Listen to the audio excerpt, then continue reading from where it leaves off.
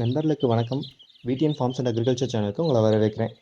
இந்த வீடியோவில் நம்ம எதை பற்றி பார்க்க போகிறோம்னா, நாட்டுக்கோழி வளர்க்கவங்க பொதுவாக செய்யக்கூடிய 5 தவறுகள் என்னென்ன அப்படின்றத பற்றி பார்க்கலாங்க. நாட்டுக்கோழி வளர்க்கவங்களோட ஆர்வம் இன்னைக்கு நாளுக்கு நாள் அதிகரிச்சுட்டே தான் இருக்குது. அதுக்கு என்ன காரணம் அப்படின்னு பார்த்தீங்கன்னா, நாட்டுக்கோழிக்கு இருக்கக்கூடிய நல்ல டிமாண்டு தான். ஆனால் அதே சமயம் நிறைய பேர் இந்த தொழில் ஆரம்பித்த சில மாதத்துலேயே நஷ்டத்தில் போயிடுறாங்க. அதுக்கு காரணம் என்னன்னு பார்த்தீங்கன்னா, அவங்க ஆரம்பத்தில் செய்யக்கூடிய சில தவறுகள் தான். இந்த வீடியோவில் ஒரு 5 முக்கியமான தவறுகள் என்னென்ன, அதை எப்படி தவிர்க்கலாம், தவிர்த்தா அது எவ்வளோ பெரிய ப்ராஃபிட் உங்களுக்கு கிடைக்கும் அப்படின்றத பற்றி இந்த வீடியோவில் பார்க்கலாங்க. இதில் பார்க்க போகிற முதல் மிஸ்டேக் என்னென்னு பார்த்தீங்கன்னா, ப்ராப்பர் ஹவுசிங் இல்லாதது. அதாவது ஷெட்டை ப்ராப்பராக மெயின்டைன் பண்ணணும். நாட்டுக்கோழி குஞ்சுங்க பிறந்த உடனே அந்த முதல் மாதம் நம்ம ரொம்பவே கவனத்தோடு பாதுகாக்கணும்.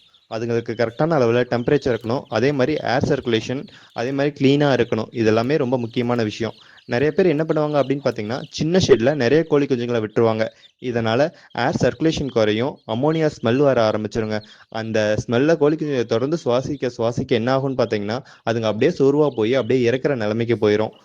அடுத்தது, சிமெண்ட் ஃப்ளோரில் நிறைய பேர் டைரெக்டாக அப்படியே கோழி குஞ்சுங்களை விட்டுருவாங்க.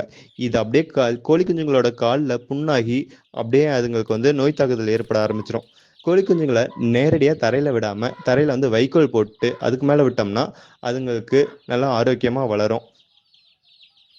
கீழே போடுற பெட்டிங் நல்லா ட்ரையாக இருக்கணுங்க. அதே மாதிரி ராத்திரி நேரத்தில் குளிர்காற்று உள்ளே வராமல் இருக்கணும். அதே சமயம் வெளிச்சமும் ஃப்ரெஷ்ஷாரும் இருக்கணும். ஒவ்வொரு கோழி குஞ்சுங்களுக்கும் போதுமான இடம் இருக்கணுங்க. ஓவர் க்ரௌடிங் அவாய்ட் பண்ணணும். ஏன்னா ஓவர் க்ரௌடிங் தான் டிசீஸ் ஸ்ப்ரெட் ஆகிறதுக்கான முக்கியமான காரணம். அடுத்து 2வது விஷயம் என்னன்னு பார்த்தீங்கன்னா, சரியான முறையில் தீவனம் கொடுக்காதது. நிறைய பேர் என்ன நினைக்கிறாங்கன்னா, அரிசி தண்ணி இது 2 கொடுத்தா போதும், கோழிகள் நல்லா வளர்ந்துரும், நம்ம அதுக்கு மேலே எதுவும் பண்ண தேவையில்லை அப்படின்னு நினைக்கிறாங்க. ஆனால் ஆரம்பத்திலேயே கோழி குஞ்சுங்களுக்கு புரோட்டீன், கார்போஹைட்ரேட், கால்சியம் இதெல்லாமே பேலன்ஸ்டாக இருக்கணுங்க. புரோட்டீன் குறைஞ்சதுன்னா வளர்ச்சி கம்மியாகும். கால்சியம் குறைஞ்சதுன்னா அதோட எலும்பு சக்தி வீக்காக ஆரம்பிச்சிடும். சின்ன வயசுலேயே கோழி குஞ்சுங்க ஒல்லியாகி பலவீனமாக இருந்ததுன்னா அது அடுத்த ஸ்டேஜுக்கு போக முடியாது. அதனால சரியான முறையில் தீவனம் அவசியங்க. இதை 3 ஸ்டேஜாக நம்ம பிரித்து கொடுக்கலாம். Starter stage, Grover stage, finisher ஸ்டேஜ்னு பற்றி தனியாக ஒரு வீடியோவில் எக்ஸ்பிளைன் பண்ணியிருக்கேங்க. அது வேணால் பார்த்துக்கோங்க. நிறைய பேர் சீப்பாக தீவனம் கொடுத்தா சேவ் ஆகும் அப்படின்னு நினைப்பாங்க. ஆனால் ஃபைனல் ஸ்டேஜில் பார்த்தீங்கன்னா கோழி குஞ்சுங்களுக்கு வெயிட்டே ஏறாதுங்க. அதனால் சரியான முறையில் தீவனம் கொடுக்கறது அவசியம். 3வது தப்பு, சரியான முறையில் வேக்சினேஷன் பண்ணாதது. அதாவது நம்ம ஊரில் நிறைய பேர் சொல்லுவாங்க, நாட்டுக்கோழி நேச்சுரலாகவே ஸ்ட்ராங்காக இருக்கும், அதை விட்டால் அப்படியே வளர்ந்துரும் அப்படிம்பாங்க. இது அப்படியே தோட்டத்தில் ஒரு 10-20 கோழிக்கு வளர்க்குறோம் அப்படின்னா நம்ம அப்படியே விட்டுறலாங்க. ஆனால் நம்ம ஒரு பண்ணை மாதிரி வளர்க்குறோம் அப்படின்னா அதுங்களுக்கு கண்டிப்பாக நோய் தாக்குதல் ஏற்படும். ஸோ அதனால் ஆரம்ப ஸ்டேஜில் சரியான முறையில் வேக்சினேஷன் கொடுக்கணுங்க. அடுத்து பார்க்க போகிற விஷயம் என்னென்னு பார்த்தீங்கன்னா, ஓவர் மெடிகேஷன். அதாவது ஒரு சிலர் கோழி குஞ்சுங்க கொஞ்சம் சோர்வாக இருந்தாலே போதும், ஆன்டிபயோட்டிக்ஸ் வாங்கி கொடுக்க ஆரம்பிச்சிருவாங்க. இது ஒரு பக்கம் பார்க்கறதுக்கு நல்லதாக இருக்கலாங்க. ஆனால் இது ஒரு ரொம்ப பெரிய பிரச்சனை. ஏன்னா நம்ம ஓவராக கோழி குஞ்சுங்களுக்கு அந்த மருந்து யூஸ் பண்ணிக்கிட்டே இருந்தோம்னா அதுக்கு ரெசிஸ்டன்ஸ் டெவலப் ஆக ஆரம்பிச்சிடும். அதாவது நம்ம ஒரு மருந்து திரும்ப திரும்ப எடுக்கிறோம் அப்படின்னா நமக்குள்ளே இருக்க அந்த பாக்டீரியாவானது அந்த ஆன்டிபயோட்டிக்ஸை தாங்கி வளரக்கூடிய தன்மை அடைஞ்சிரும். அதுக்கப்புறம் நம்ம என்னதான் அந்த மருந்து எடுத்தாலும் அந்த பாக்டீரியாவை நம்மளால கண்ட்ரோல் பண்ணவே முடியாது. ஏதாவது மெடிசன் யூஸ் பண்ணோம் அப்படின்னா டாக்டரோட பரிந்துரையோட நம்ம யூஸ் பண்ணலாங்க. ஏதாவது சின்ன சின்ன ப்ராப்ளம் வந்ததுன்னா நம்ம நேச்சுரல் ரெமிடிஸாக ட்ரை பண்ணலாம். அதாவது பூண்டு, மிளகு, மஞ்சள் இதெல்லாம் மிக்ஸ் பண்ணி கொடுத்தோம்னா கோழி குஞ்சுங்களுக்கு நல்ல இம்யூன் சிஸ்டம் டெவலப் ஆகுங்க.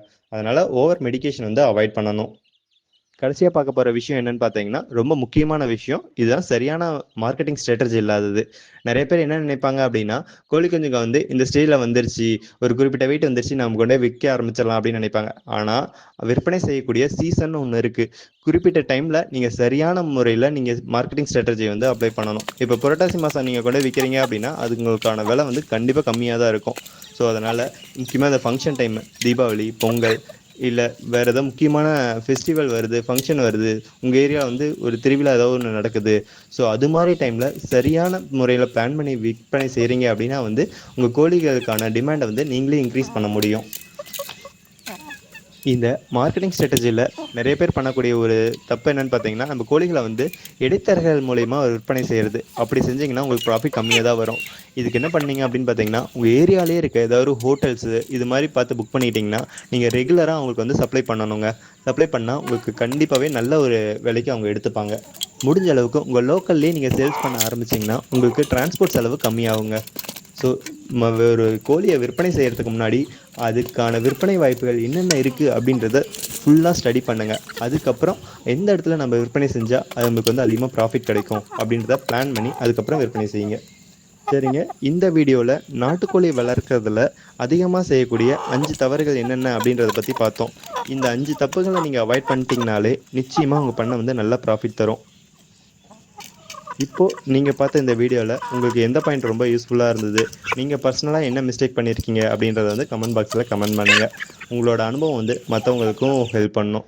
இந்த வீடியோ பிடிச்சதுன்னா லைக் பண்ணுங்கள், உங்கள் ஃப்ரெண்ட்ஸ்க்கு ஷேர் பண்ணுங்கள். முக்கியமாக நம்ம சேனலை நான் சப்ஸ்கிரைப் பண்ணலன்னா சப்ஸ்கிரைப் பண்ணிடுங்க. அடுத்த வீடியோவில் நாட்டுக்கோழி வளர்க்கறதுக்கான இன்னொரு முக்கியமான விஷயத்தை பற்றி பார்க்கலாம். நன்றி.